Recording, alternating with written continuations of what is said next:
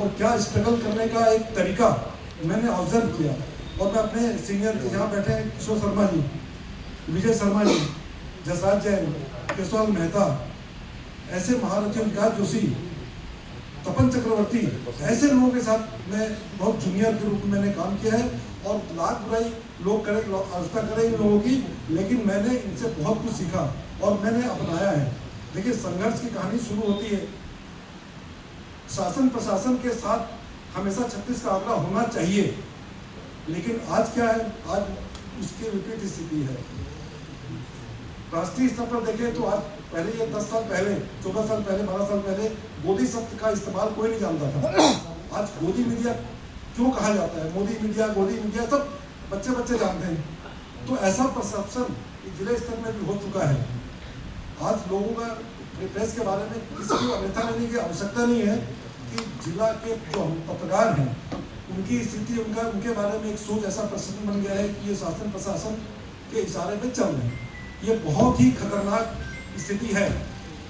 जब हम पत्रकारिता कर रहे थे और शुरू किए तो उस समय शासन प्रशासन पर, उन पर हमारा आतंक था। जैसे थानेदार का आतंक अपराधियों में होना चाहिए, वैसा आतंक बोलो, चाहे कुछ भी बोलो, ऐसा एक दहशत गर्द, एक संकोच अधिकारियों में था। और बहुत सारे ऐसे काम, पत्रकारों काम, निश्चित रूप से हमको अपना परिवार पहले देखना है, बाद में समाज को देखना है, साथ साथ दोनों चल रहा था। बहुत सारे ऐसे कार्य हुए हैं। मैं छोटा सा एक एग्जाम्पल बताता हूँ। मैं एनटीपीसी की पत्रकार वार्ता थी, हम सब 8-10 गाड़ियों में जा रहे थे। अभी ऐसा नहीं कि बुला लिए, यहाँ आके खाना पूर्ति हो गया, हम सब जा रहे थे।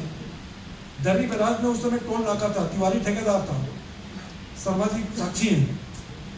तो उस समय उसने बदतमीजी की, टोल टैक्स की डिमांड की कि आपको देना पड़ेगा। भाई, हम तो गेस्ट है, टोल टैक्स देना एनटीपीसी को। एनटीपीसी का जो प्रक्रिया थी वो थी उस समय।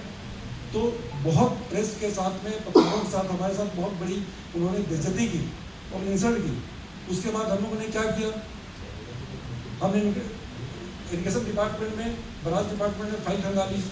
उसका ये था कि 25 साल जब पुल को हो जाएगा ठेका, टोल टैक्स तो में समाप्त। उस फाइल को पकड़ा और 3 दिन के अंदर वो टोल टैक्स कलेक्टर ने कर दिया उसको खत्म। तो जनहित में कितना अच्छा काम हुआ।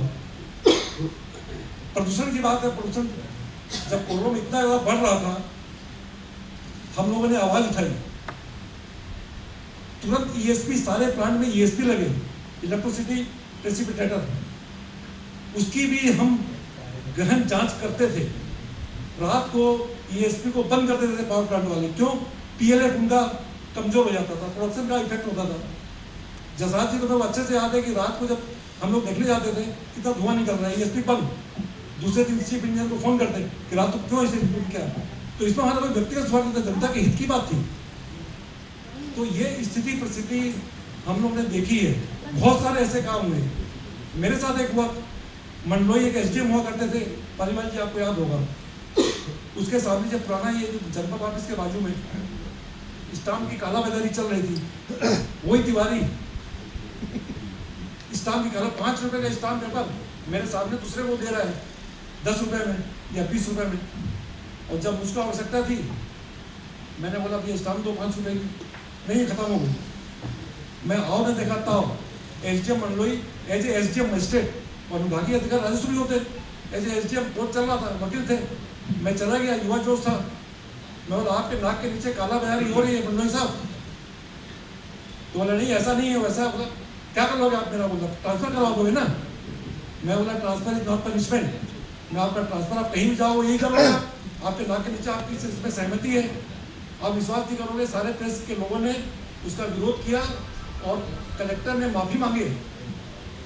ये होता है। और उस दिन के बाद से बहुत दिन तक स्टाम्प आराम से मिलता रहा। ऐसे बनाने कितने कितने एग्जाम्पल हैं।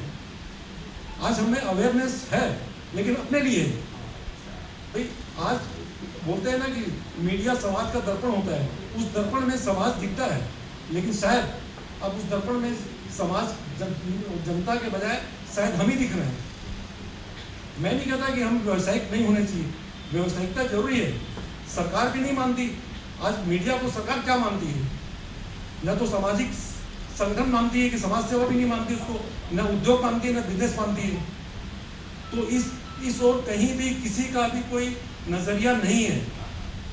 भाई यदि सामाजिक संगठन हमको मानती तो हमारा सामाजिक सरोकार जनता के साथ सरकार की हेल्प होती, उसको नहीं मानना। उद्योग होता तो हमको लोन मिलता, उद्योग नहीं मानती, व्यवसाय नहीं मानती। खाली टैक्स वसूलने का काम आज की डेट में हो रहा है। वो व्यक्तिगत रूप से एक पत्रकार भी भर रहा है टैक्स, जीएसटी हो चाहे इनकम टैक्स हो चाहे कोई भी टैक्स हो। तो इसके बारे में विचार करना पड़ेगा।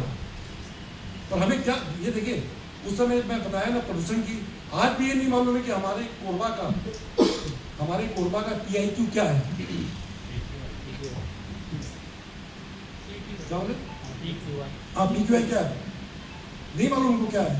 पानी जो पीते हैं उसका TDS कितना नहीं मालूम। तो ये सब चीजें हमको ध्यान देना चाहिए क्योंकि हमारे स्वास्थ्य से जुड़ी हुई है। निश्चित रूप से कोरबा प्रेस जनता ने हमेशा सिर आंखों में बिठा कर रखा है।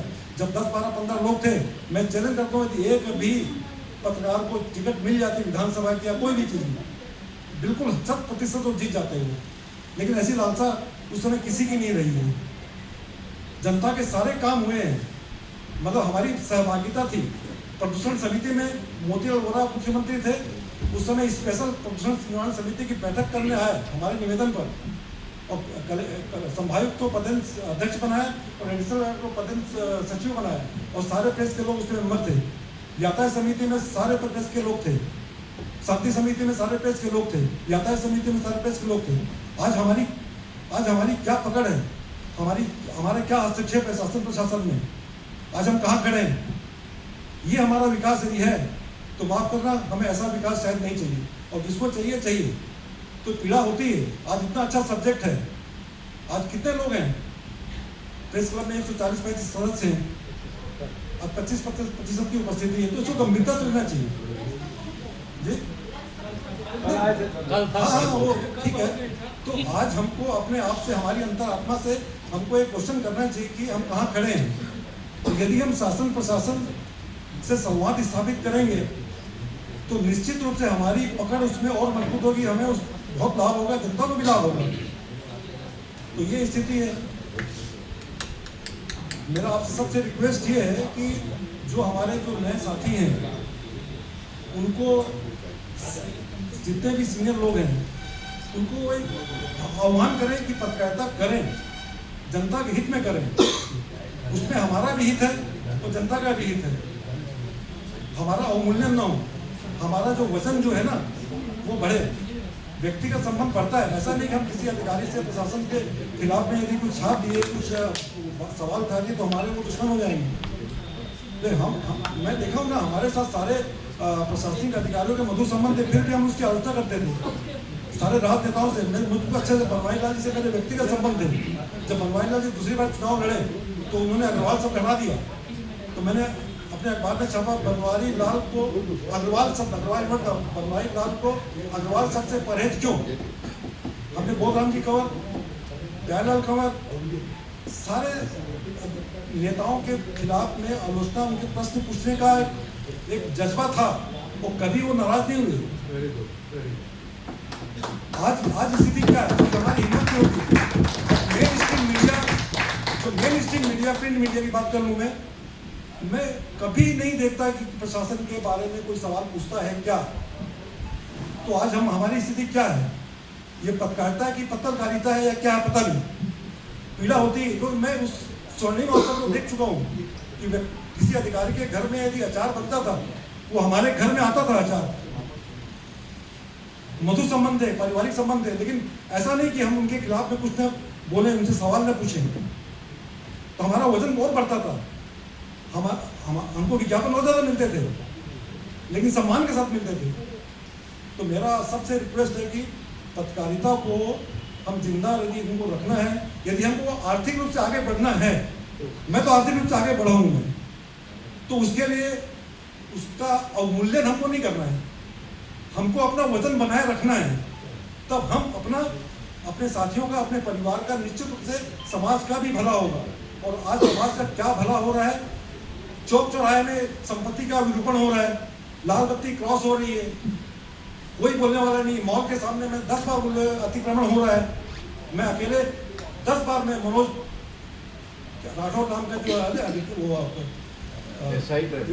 ट्रैफिक वाला, मैं रिक्वेस्ट किया, छापा, बोला, तब जाके बेचारा काम करता है। तो ये चीज़ हमें होनी चाहिए ना भी, यदि शासन प्रशासन की जिम्मेदारी, एक गुंडे को हम ठीक नहीं कर सकते, हमारी गाड़ी हम नहीं कर सकते, हमारा ठेका नहीं, गुंडे से क्यों लगे हम, लेकिन गुंडे ठीक करने का किसका कर्तव्य है? पुलिस प्रशासन का, प्रशासन का। हम उस पर नकल कसे ना, हम गुंडे से क्यों भिड़े? तो ये स्थिति है। इसको थोड़ा सा मेरा हाथ जोड़ के निवेदन है कि इसको हम बहुत हल्के में अपने आप क्यों लेते हैं? बहुत वजन है हमारा। मुझको अच्छे से याद है कि 2-3 साल पहले की बात है, एक सोशल मीडिया के किसी प्लेटफॉर्म में एक कोरबा के एक डॉक्टर को, किरण कौशल उस समय कलेक्टर थी, कोरोना की बात है, जमीन अलॉट हो गया उसको पौने रेट में। सोशल मीडिया एक छोटा सा वेबसाइट, छोटा सा क्या बोलते हैं उसे, पोर्टल, उसने छाप दिया, किरण कौशल जो कलेक्टर थी फट से कैंसिल कर दी। ये इतनी ताकत है उस पोर्टल के, सब्सक्राइबर नहीं होंगे 100, लेकिन हम अपने आप को ऐसा कमजोर महसूस क्यों करते हैं कि मेरा छोटा मीडिया है, छोटे मीडिया वाले, छोटे पत्रकार हैं, हम छोटे लोग से बात नहीं करेंगे। हमें अवेयरनेस होनी चाहिए। अवेयरनेस, हम जहाँ रहते हैं उसके बारे में हमको जानकारी होनी चाहिए। एल्युमिनियम पार्क की घोषणा कब हुई थी? हमारा कोई कर्तव्य नहीं बनता कि उसके बारे में आवाज उठाएं? आपको सबको जानकारी है कि नहीं? एल्युमिनियम पार्क वाली जगह जो मंत्री लखनलाल ने अभी घोषणा की थी कि वहां पर एल्युमिनियम पार्क बनेगा, पावर हाउस प्लांट 200 मेगावाट से, वो अडानी वो ले रहा है, अपना कोल यार्ड डंपिंग बना रहे हैं। तो ये हम क्या कुछ कर नहीं सकते क्या?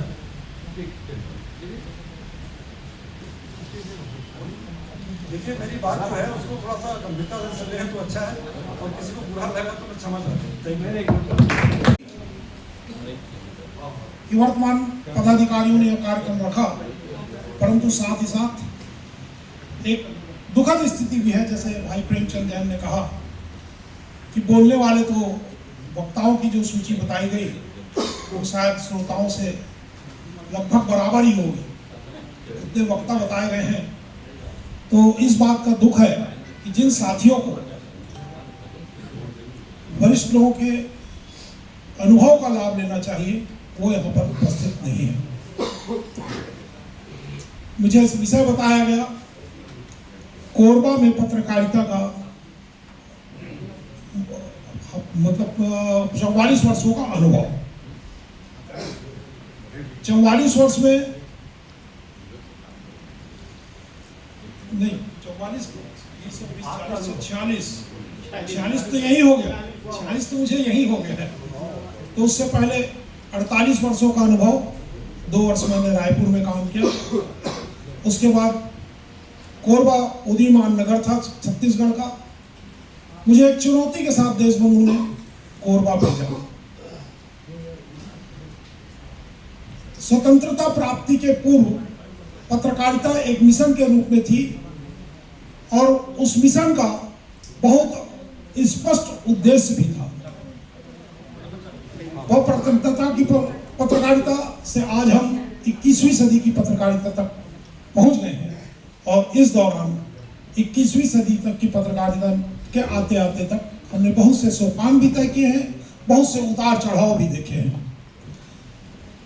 ये जो पत्रकारिता का जो दौर था, बहुत संकट के दौर से स्वतंत्रता मिली 1947 में। हम अगर इतिहास में जाएं पत्रकारिता कब चालू हुई, क्या हुई, तो अलग अलग बात हो जाएगी, विषय से हट जाएंगे।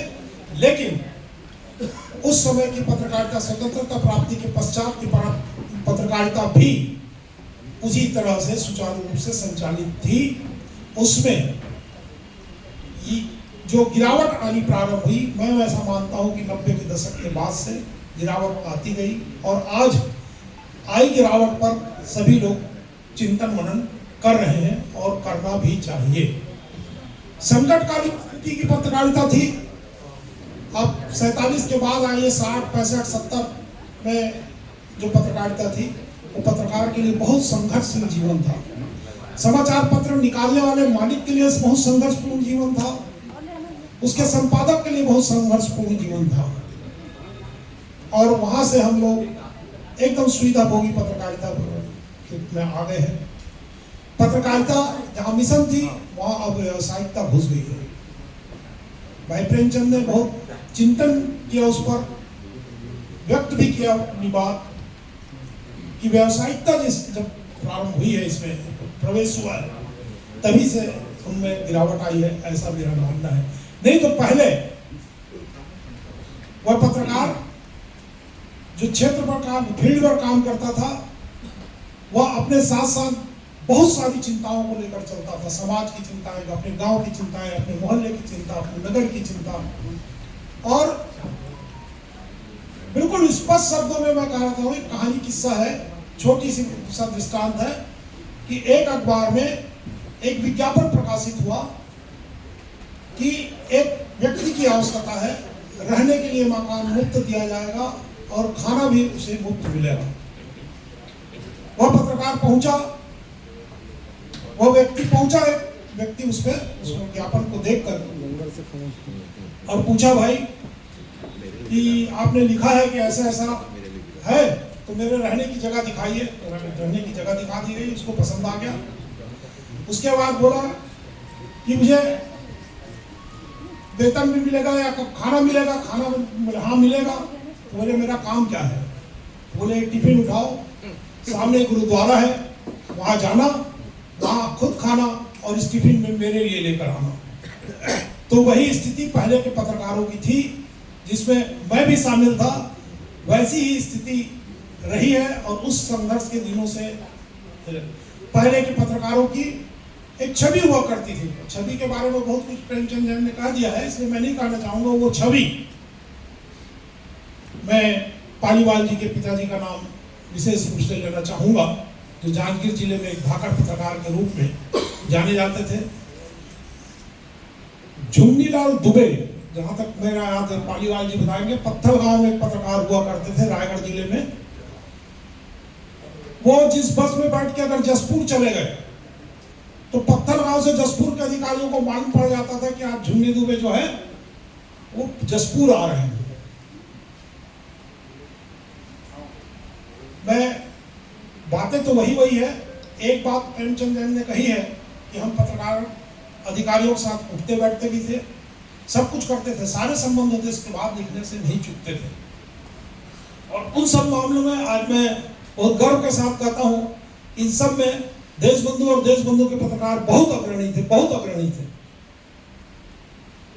तो उन अग्रणी पत्रकारों के अनुभव से हमने सीखा है और वैसा ही अपने जीवन में हमने ढाला है। मैं आपको एक दृष्टांत और बताना चाहता हूं। रामाश्रय उपाध्याय जी एक दिन की बात लिखा करते थे, जिस कॉलम को 25 साल पूरे हुए, कॉलम लिखते लिखते 25 साल पूरे हुए। एक दिन वो ललित जी से, देशबंधु के संपादक जो थे, उनसे छुट्टी मांगने गए। वो पटना के रहने वाले थे। बोले ललित, मैं बिहार जाना चाह रहा हूँ। उन्होंने, वो काम में व्यस्त थे, झटके में कह दिया कि नहीं पंडित जी, आपको नहीं जाना है बिहार, अब जाइए काम कीजिए। उस एक दिन के बाद के दूसरे, मतलब वो जो कॉलम दूसरे दिन जब छपा तो उसकी हेडिंग थी कि कल के नौकर आज के मालिक। दूसरे दिन ललित जी आए, उसको पढ़े और कहा पंडित जी को बुलाओ। पंडित जी आए, बोले आपको जितने दिन बिहार जाना है चले जाइए। तो ये स्थिति थी। जिस मालिक के यहाँ आप काम कर रहे हैं, उसके अखबार में उसके खिलाफ लिखने की हिम्मत करना भी बहुत बड़ी बात है। राजनारायण में घूमता हुआ आईना, मतलब मैंने आंखों देखी है इस बात को कि जयस्तंभ चौक पर जब पेपर का बंडल सुबह पहुंचता था तो वहां के कलेक्टर, कमिश्नर और एसपी की गाड़ी खड़ी रहती थी। उनके ड्राइवर पेपर लेने आया करते थे कि पता नहीं आज किसकी बखिया उजड़ी है। और यह बात सत्य है कि रायपुर उस समय बहुत छोटा था, लोग एक दूसरे को बहुत अच्छी तरह जानते थे। रामाश्रय उपाध्याय जी यदि किसी के दुकान पर बैठे दिख गए तो 100% लोग मान के चलते थे कल इसकी फोटो उतरनी है। जिसके यहाँ बैठते थे उसी के बारे में वो लिखते थे दूसरे दिन। रही बात कोरबा की पत्रकारिता का अनुभव तो बहुत चुनौतियों के साथ मैं देशबंधु में यहाँ आया था और सभी लोग उस समय के पुराने पत्रकारों को याद है कि एक नाम जिसे मैं बार बार लेता हूँ वह है कामेश्वर सिंह, जिसने एनटीपीसी में आत्मदाह किया और अपनी घोषणा के अनुरूप बिल्कुल सही समय पर आत्मदाह किया उसने। उस व्यक्ति के आत्मदाह की रिपोर्टिंग मेरे द्वारा की गई और वह तो इस दुनिया से छोड़कर चला गया, लेकिन कोरबा में किशोर शर्मा को एक नाम दे गया, क्योंकि बैनर में उस समय समाचार छपते थे और शुरू से जब से मैं आया था मेरा प्रयास रहता था कि मैं रात को 9 बजे 10 बज जाए 11 बज जाए फ्रंट पेज बैनर पे नहीं, कम से कम फ्रंट पेज पे एक समाचार रोज लेने का मेरा प्रयास रहता था और उसमें मैं कई सालों तक लेता रहा, उसमें कहीं पर कोई हो नहीं। एनटीपीसी में एक बार अचानक ये हुआ कि समाचार पत्रों के माध्यम से आकाशवाणी तक में, उस समय आकाशवाणी चला करती थी, उसमें तक अनाउंस किया गया कि यहाँ एनटीपीसी में भर्ती हो रही है। मैं पाली गया हुआ था, पाली में बस से आ रहा था, बस में एकदम ठसाठस भीड़, कोई किसी बस में चढ़ने को जगह नहीं, उतरने को लोग मजबूर हो रहे थे। मुझे समझ में नहीं आया, मैंने उत्सुकता पूछा एक लड़के से, भाई आप कहाँ जा रहे हैं? तो बोले एनटीपीसी में भर्ती हो रही है। तो बोला आपको कोई कागज मिला है? बोले नहीं। कहाँ सुना? पेपर पढ़ा और रेडियो से सुना। उसी बच्चे ने मुझे बताया कि आकाशवाणी से प्रसारित हुआ है कि एनटीपीसी में भर्ती हो रही है। उस समय कोरबा, जब दर्री कोरबा में कहीं रहने की जगह नहीं थी, खाने की जगह नहीं मिलती थी, दर्री में तो कर खाना मिलने का प्रश्न ही पैदा नहीं होता था। वैसी स्थिति में रात को 10 बजे सैकड़ों की संख्या में कोरबा बस स्टैंड में ऐसे बेरोजगार उतरे और मैं भी उतरा। उसके बाद मैंने देखा कि सबको भटक रहे हैं। मुझे अच्छी तरह याद है, मैं जाकर उस समय अग्रसेन भवन को खुलवाया, लोगों को बोल के अगल बगल से उनको वहां ठहरवाया, जो कुछ को जिसको भी खाना मिला। दूसरे दिन मैं रिपोर्टिंग के लिए पहुंचा और उसमें यही हेडिंग लगी कि एनटीपीसी ने बेरोजगारों को आकाशवाणी के माध्यम से हाका लगाया कि हमारे यहाँ भर्ती हो रही, जबकि वहां पर कोई भर्ती नहीं हो रही थी। उस समय वहां के सिक्योरिटी अफसर रोहतान सिंह थे, उन्होंने मुझे रोका, बोले आप इनसे ऐसा नहीं पूछ सकते। मैंने कहा आप अपने गेट के दायरे में रहिए, गेट के बाहर आकर मुझसे कोई बात मत कीजिएगा। गेट के अंदर अगर मैं जाऊंगा आप जो करना है करिएगा, लेकिन बाहर बताइए। तो ऐसी स्थितियां होती थी। मैं प्रेमचंद अधिकारियों की बात कही, मैं बगैर अधिकारी का नाम लिए, आज मेरे बहुत अच्छे संबंध हैं। वो कमिश्नर के रूप में रिटायर हुए और आज भी उनका कोरबा में कोई भी काम, कहीं पर भी किसी प्रकार का पारिवारिक, सामाजिक या व्यक्तिगत काम पड़ता है तो मुझे फोन करते हैं। लेकिन उस समय वो ये बोला करते थे कि मैं कोरबा में पोस्टेड हूँ और इसको बिलासपुर जिले में सिर्फ 2 लोगों से डरता हूँ, एक कलेक्टर उदय वर्मा से और एक किशोर शर्मा से। तो वो बातें आज भी याद आती हैं और अभी भी वो मुझसे पूछते हैं कि भाई आपका गुस्सा थोड़ा कम हुआ कि नहीं हुआ? वो पता नहीं क्यों प्रकोपित थे मेरे से, लेकिन बहुत सारे ऐसे दृष्टांत हुए। मैंने कुछ बातें अपने राघव चंद्र जी आए थे उस दिन भी कहा था। एक अनुभव जो की बात है तो 2 प्रकार के अनुभव है, एक तो अपना व्यक्तिगत अनुभव है, एक पत्रकारिता का अनुभव है। अगर आप लोग किस चीज को सुनना चाहते हैं, समय चुटकी हो रहा बताइए, मैं उस प्रकार से बताऊं। पत्रकारिता का तो पत्रकारिता के ऐसे समय पे ऐसे उतार चढ़ाव कोरबा में देखने को मिला और बिल्कुल सत्य बात है कि अधिकारी की यह हिम्मत नहीं थी कि वह प्रेस को इग्नोर कर जाए। मुख्यमंत्री और मोतीलाल वोरा जी की जो बात उन्होंने कही, आपको नए लोगों को नहीं मालूम होगा, ये जो एस डाइक जो ITI के पीछे बना हुआ है, वह एस डाइक कोडिया में बनने वाला था। और उस समय साडा के CEO गहरवार साहब ने एक मानसिकता बनाई कि इससे शहर बिगड़ जाएगा और शहर में प्रदूषण होगा, परंतु वो एक अधिकारी थे, कैसे उस बात को जोड़ दें, बल दें। उन्होंने प्रेस वालों को बुलाया और जो जिस कमेटी की बात कर रहे हैं उसकी बैठक यहाँ पर थी। वोरा जी इधर से आने वाले थे एनटीपीसी से, उनका प्रशासन से मिलकर रूट डाइवर्ट कराया गया और उनको बालकों की तरफ से बुलाया गया। ढेंगुर नाले के ऊपर से जैसे ही उनकी गाड़ियां चढ़ी, हम लोग सारे लोग ढेंगुर नाले पर खड़े थे, उनकी गाड़ी पूरा काफिला रुका सीएम का और उनको हम लोग एस डाइट पे चढ़ा दिया यहाँ पर बंदे। और उसके बाद ये हुआ कि नहीं, यह एस डाइट यहाँ नहीं बनेगा। तो बहुत सारी चीजें ऐसी होती, छोटी छोटी सी चीजें हैं, अधिकारी सुनते भी थे। और बहुत छोटी छोटी बात, मैं आपको एक और घटना बता रहा हूँ। अपना साथ है ना, साथ क्या नाम था उनका, वो साहब कलेक्टर थे, IAS थे कभी, वो थे। तो मैं हमेशा जाता था उधर, पुराने में लगता था। तो अभी जो फॉरेस्ट में जो मंदिर है हनुमान जी का, उसकी बाउंड्री फॉरेस्ट की जैसे जमीन नहीं होगी तो ऐसे तिकोना से निकली हुई, और वो ब्लाइंड टर्न बनाता था वहां पर, एकदम ब्लाइंड। और वहां पे उस समय जब कुछ भी ट्रैफिक नहीं था तब एक्सीडेंट होता था। मैं उस नाम से 2 बार गया, 3 बार गया। बोला साहब वो हटेगा कि नहीं हटेगा, मेरे से मेरा तेवर एकदम बिगड़ गया। बोला साहब वो होगा कि नहीं होगा, आपको बुलाइए, DFO को बुलाइए और उस बाउंड्री वाले को सीधा करवाइए। बोले हाँ मैं करवाता हूँ।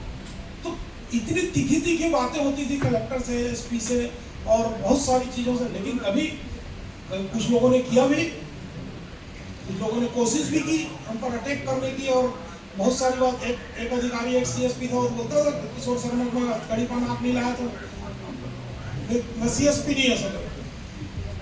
तो ऐसे बहुत सारे लोग आए और चले गए, लेकिन हमको अपना काम हम कर रहे हैं और करते रहना चाहिए। अपना उद्देश्य स्पष्ट होना चाहिए, अपना लक्ष्य स्पष्ट होना चाहिए। बाकी अधिकारी, मैं बार बार कहता हूँ कि मेरे पत्रकार बंधुओं, कभी इस झांसे में मत आना कि कोई अधिकारी आपका दोस्त है, कभी झांसे में मत आना। वो स्कैम है, एक एडमिनिस्ट्रेटिव स्कैम है। मैं तब मानूंगा सिर्फ दोस्त वही हो सकता है, या आपका शुभचिंतक वही हो सकता है जो यहाँ से जाने के बाद मंत्रालय में पदस्थ होता है और मंत्रालय में आप पहुंचते हैं, तब वो उतने उत्साह के साथ आपको बुलाए। तब वो क्या कहते हैं, अरे आप सोचेंगे मेरे पहचानते हैं, मैं मिलूंगा। तब वो क्या बोलते हैं, अपन कहाँ मिले थे, चेहरा याद आ रहा है मुझे, ये वाली लैंग्वेज होती, जानते सब कुछ है। आप गले में पड़ जाओ, कोई काम न बता दो, इसलिए वो मंत्रालय में दाएं बाएं खसक जाते हैं। तो कभी इस प्रकार के झांसे में बिल्कुल मत आइए। आप अपने कर्मों पर विश्वास कीजिए, अपने कलम पर विश्वास कीजिए, अपनी सोच पर विश्वास कीजिए,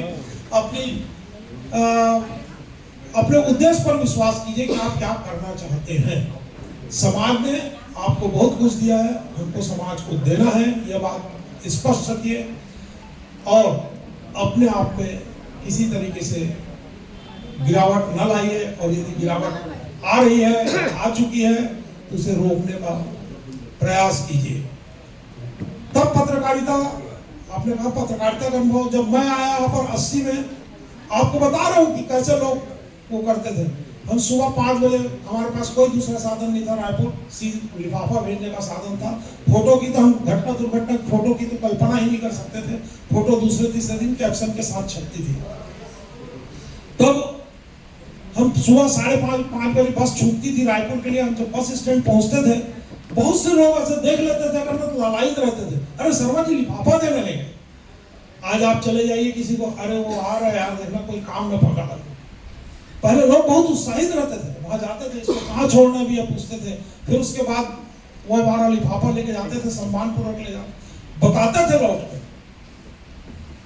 तो उस दौर में पत्रकारिता बहुत कठिन थी, संसाधन नहीं थे। आज सरल हो गई है। तो मेरा ऐसा मानना है कि जितनी पत्रकारिता सरल हुई है, जितने संसाधन हुए हैं, उतने ही शायद दूसरों के लिए पत्रकार भी सरल हो गए हैं। सरल मत बनिए। आपको समाज एकदम कठिन परिस्थितियों में देखना चाहता है, और कठिनाई के साथ आप जूझेंगे, तभी आपको समाज में सम्मान मिलेगा। जो प्रेमचंद जैन ने सम्मान की बात की, समाज में हमारा सम्मान समाज में इसीलिए घट रहा है क्योंकि हम अपने नजरिए से भटक रहे हैं। हमको क्या करना है यह मालूम है, लेकिन उसके बावजूद हम नहीं कर रहे हैं। यह आदर्श की बात हो सकती है कि प्रशासन से कैसे संबंध रखें, क्या कितना संबंध रखें, मेरा ये कहना है कि जैसे बोलते हैं ना, घोड़ा घास से दोस्ती नहीं करता, आप समाचार से क्यों दोस्ती कर रहे हैं? कोई जरूरत नहीं है। एक दृष्टांत बताऊंगा। एक डीएफओ थे यहाँ पर, उनका कुछ मेरे से बात हुई, थोड़ी हार्ट अटैक हो गई। तो उसने मुझे, मैं आया, उनको इतना ही बोला, घर में फोन पे बात हो रही थी, घर में मैं इतना ही बोला कि ठीक है, फिर देखेंगे कि वो बिलासपुर से फला आदमी आता है और हर दूसरे तीसरे दिन आता है, वो क्या करता है वो फिर हम देखेंगे। इतना मेरा बोलना था। उस समय राजकिशोर प्रसाद के यहाँ मेरा ऑफिस था। मैं आया, फोन की घंटी बजी, उठाया तो डीएफओ साहब थे। बोले शर्मा जी आप क्या बोल रहे थे कि वो कौन बिलासपुर से आता है उसका? मैं बोला साहब मैं पत्रकार हूँ, मैं आपको कुछ नहीं बताऊंगा, जिस दिन मुझे समाचार की भूख लगेगी उस दिन उस समाचार को जरूर खाऊंगा। मैंने कहा तभी आपको उजागर होगा, बाकी नहीं होगा। तो मेरा कहने मतलब ये बताना, कोई मैं अपनी तारीफ नहीं कर रहा हूं, लेकिन आप अपना नजरिया स्पष्ट रखिए, परिदृश्य स्पष्ट रखिए। कहीं पर कोई पर्दा आड़ आता है उतना ही कीजिए ना, जितना कई बार ऐसा होता है, समाचार हम भी रोकते हैं, सबको रोकना पड़ता है। कई बार ऐसी बातें आती है जो समाज के हित में होती है, किसी व्यक्तिगत हित में मत जाइए। जो बहुसंख्यक हित में हो उसको रोका जाता है, किया जाता है। कभी प्रशासन रिक्वेस्ट करता है कि भाई इससे ऐसे लड़ाई झगड़े फंस जाएंगे, दंगे भड़क जाएंगे, तो आप रोकिए, तो उतना ही रोकिए जितना आप रोक सकते हैं। पूरा अगर रोकेंगे तो आपके ऊपर ही उंगली उठेगी। बाकी और बातें फिर कभी होंगी, बहुत सारी बातें हैं, और भी वक्ता हैं, और वक्ता आते जा रहे हैं, श्रोता पीछे से जाते जा रहे हैं, तो उसको भी आप लोग थोड़ा ध्यान रखिए। जल्दी से आप वक्ताओं को जल्दी बोलो, अपनी बात खत्म करें। धन्यवाद। जय हिंद, जय भारत।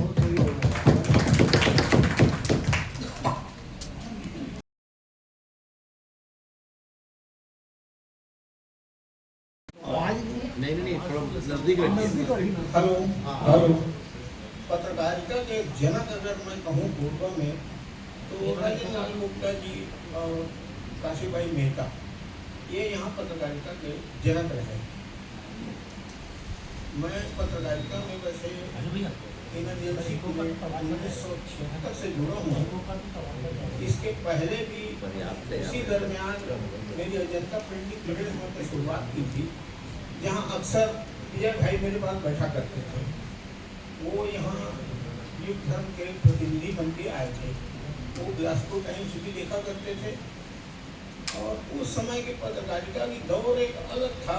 एक खोजी पत्रकारिता भी थी, लोग खोजते थे और भ्रष्टाचार को उजागर करने का प्रयास करते थे।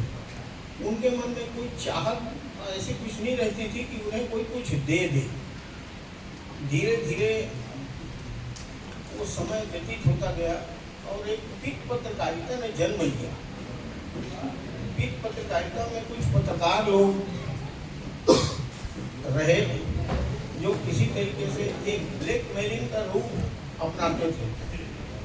लोग उनको एक दूसरे नजरिए से देखते थे।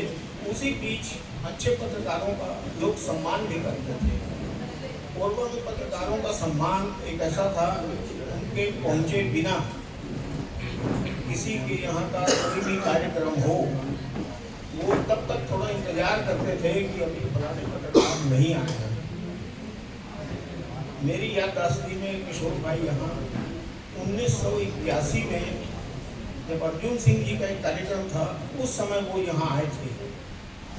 और इससे पहले देशबंधु में जहांगीर के वेद शर्मा यहाँ देशबंधु को देखा करते थे पहले। बाद में वेद मित्तल भाई देशबंधु से जुड़े। धीरे धीरे पत्रकारिता का ग्रो हुआ और 76-77 में बिलासपुर से लोक स्वर का जन्म हुआ। लोक स्वर के पहले संपादक रहे रमेश नैयर जी। उस समय मतलब हमेशा ये रहता था कि हम समाचार पत्र में कुछ ऐसे समाचार दें। लोग इंतजार करते थे कि आज लोक स्वर में क्या छपा है, आज देशबंधु में क्या छपा है, किसके बारे में क्या छपा है। ये लोग सवेरे उठ करके देखने का प्रयास करते थे। पहले अखबार यहाँ किसी समय 11-12 बजे से पहले नहीं आता था।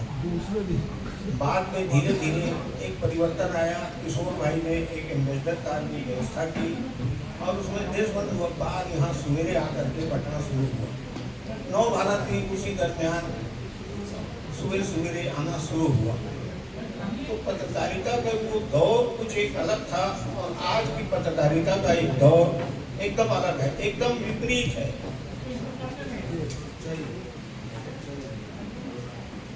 अब मैं कहूँ कि पत्रकारिता का जो दौर है वो एक परिवर्तनशील समाज में, दुनिया में एक परिवर्तन का दौर चलता है।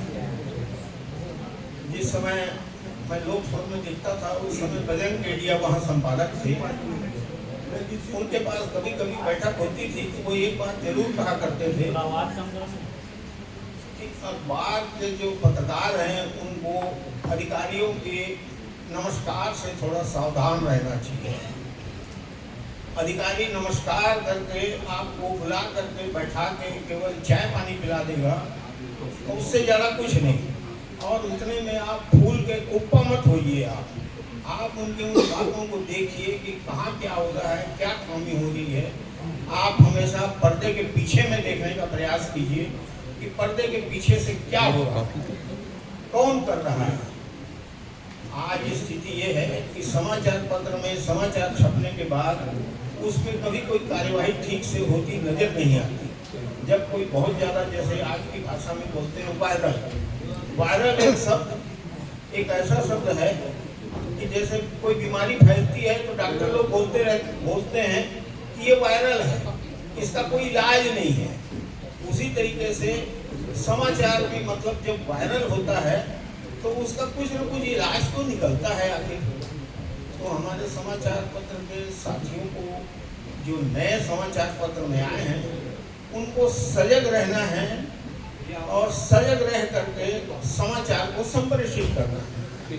तो मैं अपने तरफ से इतना ही कहूँगा अपने साथियों को कि सजगता बनाए रखें। और कोरबा के विकास में पत्रकारों का बहुत बड़ा हाथ है।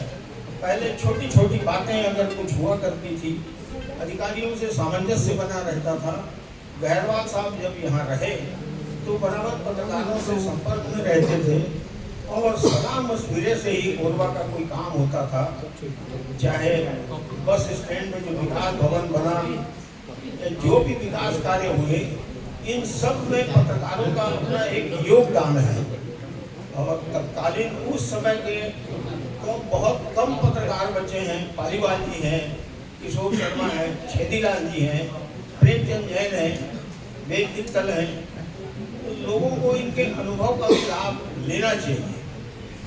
लेकिन ये है कि अभी तो करीब करीब एकला चलोरी की नीति चल रही है कि जो आज का आधुनिक पत्रकार है वो अपनी मनमर्जी से चलता है। पोर्टल बना लिया है, कुछ भी मतलब उसमें ऐसे समाचार छपते हैं जिनका कोई सिर पैर नहीं होता। सिर्फ ऐसा लगता है कि वो ब्लैकमेलिंग के उद्देश्य से समाचार को प्रकाशित कर रहा है। और अधिकारी भी उससे भयभीत नहीं होता, क्योंकि उसके आका ऊपर बैठे हुए हैं उसको संरक्षण देने के लिए। आरक्षण और संरक्षण ये दो ऐसे शब्द हैं जिनके ऊपर हमेशा पत्रकारों को नजर रखनी पड़ेगी।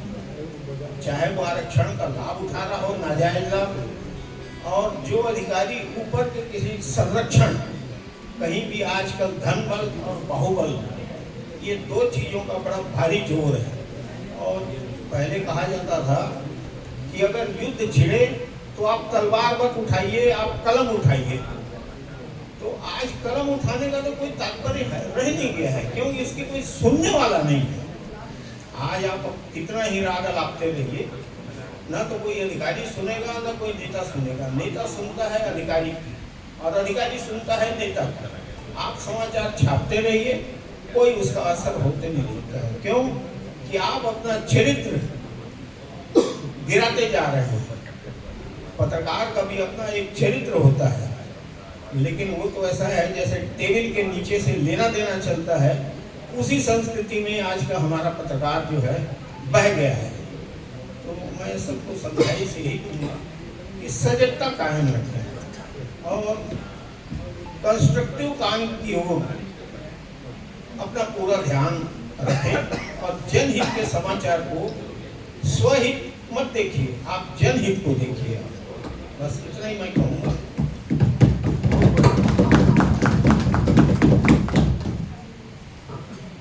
बहुत बहुत धन्यवाद विश्वनाथ केडिया जी।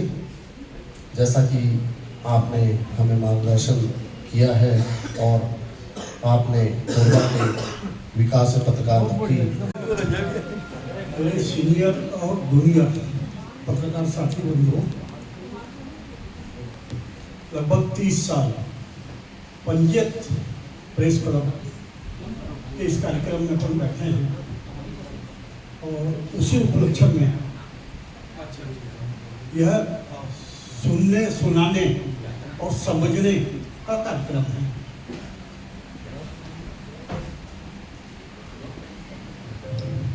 पंजीयन का भी एक अनोखा चरित्र है।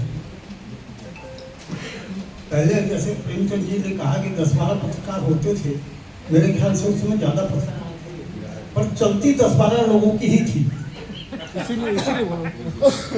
पत्रकार ज्यादा थे, बिजली वाले को तो पत्रकार मानते ही नहीं। मतलब सदस्यता मिलना कठिन काम होता था। मैं अपना उदाहरण बता रहा हूँ। मैंने कम से कम भी 10 बार एप्लीकेशन दी, मुझसे 10 बार एप्लीकेशन मांगी गई। मेरा वीकली पेपर था, लोकप्रिय निष्पक्ष वार्ता के नाम से। 10 बार मेरे से एप्लीकेशन मांगी गई, 10 बार मैंने एप्लीकेशन दी, पर कभी एप्लीकेशन स्वीकार नहीं किया। अब अपन कर भी नहीं सकते थे। वीकली पेपर वाले वैसे भी कमजोर होते हैं और वीकली पेपर वाले स्वभाव पर पत्रकार नहीं होते, वो व्यवसायी होते हैं। अपना शौक पूरा करने के लिए वो पत्रकारिता करते हैं। आज भी मैं अपने आप को पूरा पत्रकार नहीं मानता, तो अपना शौक करने के लिए मैं अपनी पत्रकारिता का कार्य करता हूँ। बिजनेस मेरा मुख्य कार्य है। मेरा घर का खर्चा, मेरे बच्चों की शादी ब्याह का खर्चा, मेरे मकान बनाने का खर्चा, जो भी प्रॉपर्टी मैंने बनाई है उसका खर्चा मेरे व्यापार से निकलता है। तो पहला एक संस्मरण मैंने दिया कि सदस्यता बहुत कठिन होती थी और उस समय के जो 12-13 प्रभावी पत्रकार थे वो इस पूरे नगर को चलाते थे। मतलब नेताओं को भी चलाते थे, अधिकारियों को भी चलाते थे, व्यापारियों को भी चलाते थे और जनता को भी चलाते थे, खुद को भी चलाते। मतलब वो डिसाइड कर लीजिए यहाँ ये काम होगा, वही काम होगा। दूसरा कोई चिल्लाता रहे, कुछ भी करता रहे, नहीं होगा। तो अधिकारी भी डरते थे, नेता भी डरते थे। और यहाँ जो भी आया, अधिकारी की बात छोड़ दो आप, अधिकारी तो समझ लो उसको ड्यूटी मिली, जहाँ उसका ट्रांसफर किया गया वहाँ उसको आना है, तो अधिकारी की बात छोड़ दो आप। पर व्यापारी को आप बोलिए, तो व्यापारी यहाँ कमाने के लिए है, साइड बिजनेस उसका पछताता है। वो यहाँ आया ही अपनी जीविकोपार्जन के लिए। और मैं समझता हूँ कोरबा में जितने भी लोग आए हैं सब जीविकोपार्जन के लिए है। तो यह कहना कि पत्रकारिता कोई अलग है और सामान्य कोई अलग है, या हम पत्रकार बन गए तो हम कोई सामान्य जनता से अलग है, यह अतिशयोक्ति होगी कहने में। मैं तो हमेशा एक उदाहरण पत्रकार और सिनेमा जगत, पत्रकारिता जगत और सिनेमा जगत को एक परिप्रेक्ष्य में देखता हूँ। बॉम्बे पूरे हिंदुस्तान से 500-700 लोग, लड़के लड़कियां बॉम्बे पहुंचते हैं। सफल कितने होते हैं? वही निश्चित है 100-50 लोग। थोड़ा सा सफल होने वाले में, हल्का सफल होने वाले में और 25-50 लोग। बाकी लोग या तो किसी के यहाँ बाबूगिरी कर रहे हैं, या होटल में वेटर बन गए हैं, वेटरगिरी कर रहे हैं, या उसी में फोटोग्राफर के साथ अटैच हो गए, उसके हेल्पर के रूप में काम कर रहे हैं, सेट बनाने वाले के साथ अटैच हो गए हैं, उसी में काम कर रहे हैं और पूरा जीवन उसी में खपा दिए। उनका लक्ष्य कभी पूरा हुआ ही नहीं। वैसी पत्रकारिता का भी है। पर आज की पत्रकारिता और उस समय की पत्रकारिता में एक बेसिक अंतर है। हम लोग तो साइकिल से चलते थे और साइकिल से चलते थे, बड़े पत्रकार कहलाते थे, क्योंकि बाकी पत्रकारों के पास तो साइकिल भी नहीं थी। उस समय के दौर की बात है। मेरे को करीब करीब समझ लो 55-57 साल करीब करीब हो गए। आधिकारिक पत्रकारिता करते हुए 50 साल। 5-7 साल तो मैं कार्ड को जानता ही नहीं था कि पत्रकार का भी कोई कार्ड बनता है। मैं लिख के समाचार भेज देता था, समाचार छप जाता था। कहानी भेज देता था, कहानी छप जाती थी। छोटी मोटी कविता भेज देता था, छप जाती थी। बाद में देशबंधु के पवन जी बोले, आपका कार्ड बन के रखा हुआ है, आप कार्ड लेके जाते नहीं हो। मगर कार्ड क्या होता है? अरे बोले जरूरी आइटम है, रहना चाहिए जेब में। मगर आज तक तो मेरे से किसी ने मांगा नहीं। और मैं आपको बता रहा हूँ, आज तक कभी किसी ने मेरे को कार्ड नहीं पूछा। बिना कार्ड के ही मैं काम किया हूँ और मेरे को पूरा सम्मान मिला है, अधिकारियों से भी, व्यापारियों से भी। अब इसके पीछे अलग अलग बातें। आज जो नया पत्रकार आता है, जो 30 साल से पत्रकारिता कर रहा है, जो 40 साल से पत्रकारिता कर रहा है, जो 50 साल से पत्रकारिता कर रहा है, वो सीधा अपने स्टैंडर्ड उसके अनुकूल बनाना चाहता है। आते ही उसको मोबाइल चाहिए, आते ही उसको मोटरसाइकिल चाहिए, आते ही इतना पैसा चाहिए कि वो 500-700 रुपये डीजल पेट्रोल भराने के लिए हो जाए, नाश्ता करने के लिए हो जाए, 500-700 रुपये उसको आसानी से मिल जाए, ऐसा चाहता है। वो अपने स्तर को, न्यूज को न्यूज के एंगल से देखना नहीं चाहता। अब न्यूज के एंगल की बात आ रही है तो एक बात बता देता हूँ आपको। मेरे यहाँ एक पत्रकार काम करता था, संवाददाता काम करता था। एक बार वो मेरे रिश्तेदार के खिलाफ ही समाचार लेके आ गया। तो अभी तो खैर मैं देखता नहीं हूँ, अभी तो सब स्टाफ देखते हैं। ये तो पहले सब समाचार को मैं देखता था और उसमें जरूरी 1-2 लाइन काटना, 1-2 लाइन जोड़ना मैं ही करता था। अभी तो स्टाफ करता है। तो वो समाचार आया मेरे सामने में, अब मैं उस समाचार को नहीं छापता हूँ तो मेरे संवाददाता का हल्कापन होता है, वो कमजोर सिद्ध होता है। छापता हूँ तो इधर मेरा रिश्तेदार है, उसकी शिकायत आएगी, भाई घर के पेपर में मेरे खिलाफ समाचार चल गया। तो मैंने उसमें 2-3 लाइन काटी। एक तो उसकी फर्म का नाम काट दिया, उसका नाम काट दिया और समाचार को छाप दिया। जो होना था हुआ। 2 दिन के बाद वो रिश्तेदार बन बनाता हुआ आया, नहीं मिला था क्या? मेरा ही समाचार छापना था क्या आपको? घर के पेपर में ही समाचार छपना था। क्या हो गया? बैठिए तो बताइए, आराम से बताइए बात। बताया उसने, ऐसा ऐसा समाचार छप गया। मतलब मेरे को मालूम नहीं था ये आपका पेपर, आपका ठेकेदारी है, आपका ठेका है, ये आपके ठेके का काम है। मेरे को मालूम नहीं था और हमारी फर्म भी नहीं है, मेरे को मालूम नहीं है फर्म, ना आपका नाम है। नहीं बोले, वो आपका जो आदमी था वो बहुत बदमाश है। मगर होगा भाई, सब लोग रहते हैं। मेरे यहाँ भी सब आदमी है तो सारे बढ़िया होंगे, ऐसा जरूरी थोड़ी है। बात क्या हुई है तो बताइए। बोले मेरे पीछे पड़ गया था, बोलो मेरे यहाँ जहाँ मेरा वर्क चलता था वहाँ आता था, कुछ कमियाँ निकालता था, कभी लेबर की गलती निकालता था, कभी ये निकालता था, कभी वो निकालता था। मेरे को बोलता है खर्चा पानी दो। कितना मांग रहा था? स्पष्ट तो कभी नहीं बोला, मगर कितना देते तो मान जाता। 500 रुपये देता तो मान जाता।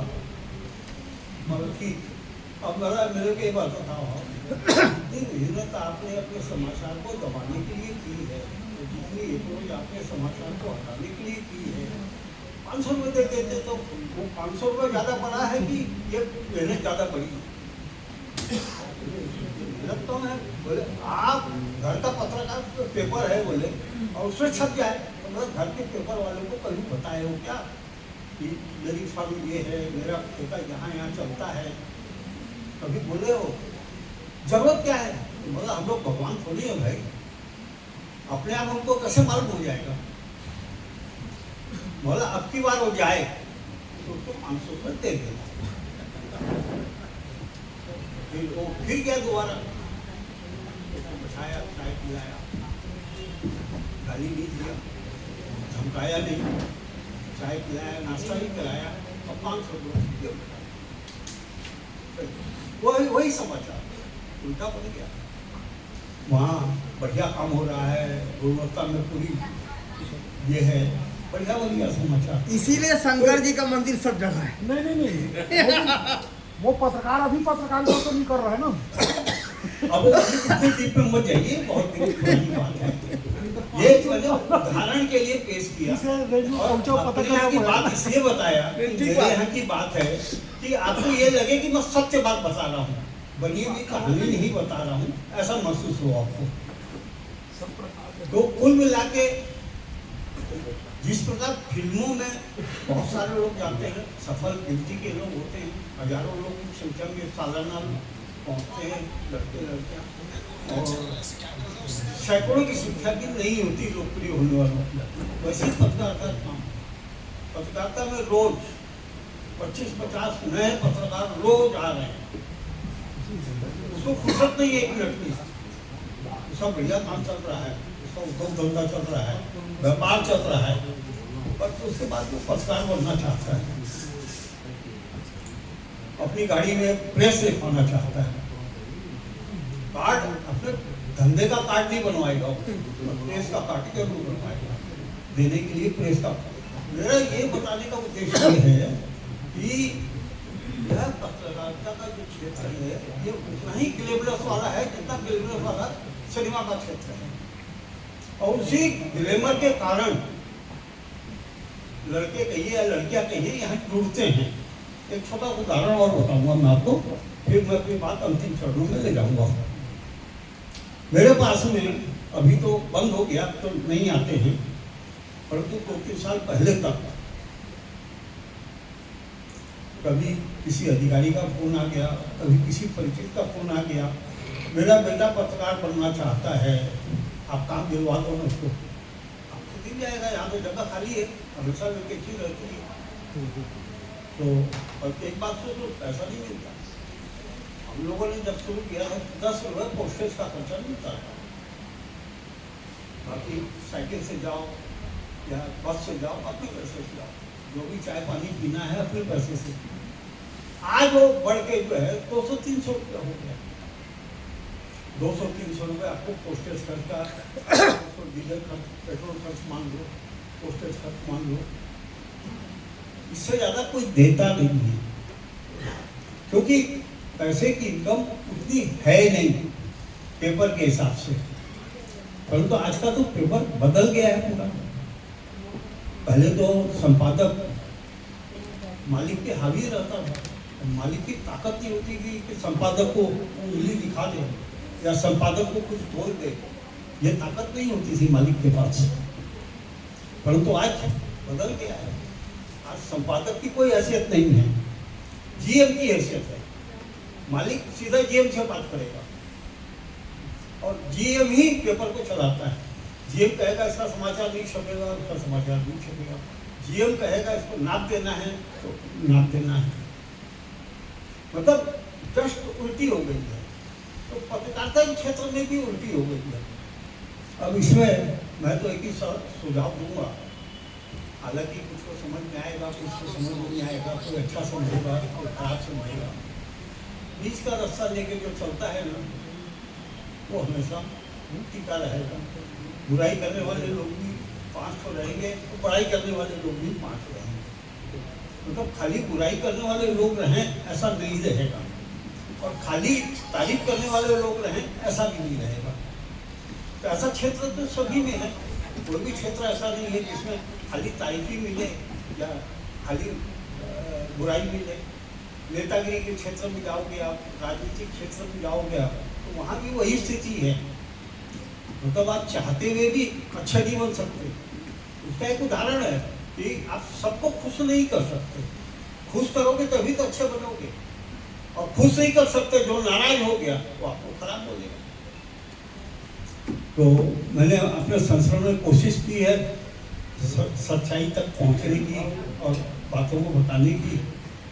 मेरी अच्छी बातों को तो आप ग्रहण कर लीजिएगा, मेरी कोई खराब बात होगी, कोई हल्की बात मैंने कह दी है तो मेरा बचपना समझ के उसको छोड़ दीजिएगा, उसको माइंड मत करिएगा। बहुत बहुत धन्यवाद। हमारे बीच में उपस्थित सभी सम्मानीय पत्रकार साथियों, मेरे वरिष्ठगण, मेरे साथ के पत्रकार लोग और महिला पत्रकारों में भी काफ़ी बढ़ोतरी हुई है, ये देख के काफ़ी खुशी हो रहे हैं। सबसे पहले तो मैं इस मंच के माध्यम से प्रेस क्लब की कार्यकारिणी को अध्यक्ष, उपाध्यक्ष, सचिव, सह सचिव, कोषाध्यक्ष और सभी कार्यकारिणी सदस्यों को बहुत बहुत धन्यवाद देता हूँ। मुझे भी याद नहीं था कि प्रेस क्लब का 31 तारीख को स्थापना दिवस है।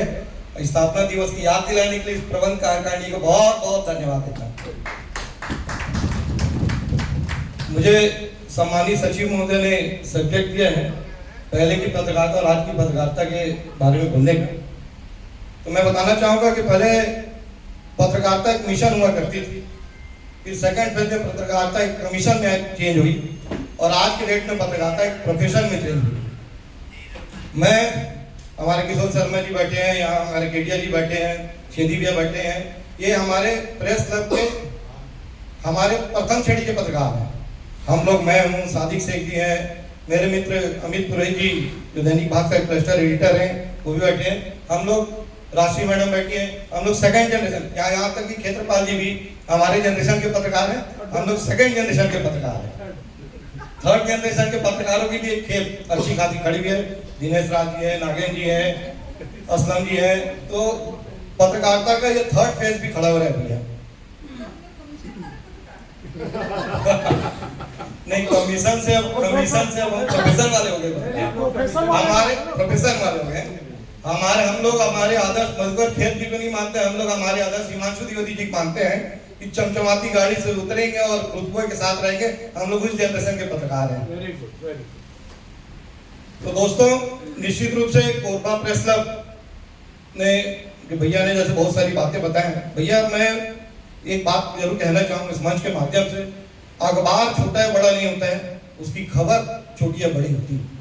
अखबार या चैनल में खबर अगर प्रामाणिकता के साथ छापी जाए तो आपके अखबार को लोग ढूंढ करके पढ़ेंगे।